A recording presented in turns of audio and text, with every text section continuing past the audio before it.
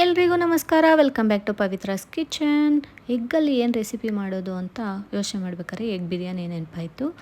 ಹೇಗೆ ಮಾಡೋದು ಅಂತ ನೋಡೋಣ ಬನ್ನಿ. ಒಂದು ಪ್ಲೇಟ್ಗೆ ಧನಿಯಾ ಕಾಳು, ಮೆಣಸು, ಏಲಕ್ಕಿ, ಜೀರಿಗೆ, ಸೋಂಪು, ಜಾಪತ್ರೆ, ಲವಂಗ ಎಲ್ಲವನ್ನು ಪುಡಿ ಮಾಡಿ ಇಟ್ಕೊಳ್ತಾ ಇದ್ದೇನೆ.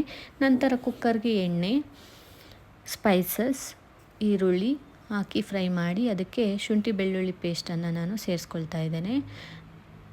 ಹಸಿಮೆಣಸಿನ್ಕಾಯಿ, 2 ಸ್ಪೂನಷ್ಟು ಮೊಸರನ್ನು ಸೇರಿಸಿ ಎಲ್ಲವನ್ನು ಮಿಕ್ಸ್ ಮಾಡಿ ಇಟ್ಕೊಳ್ತಾ ಇದ್ದೇನೆ.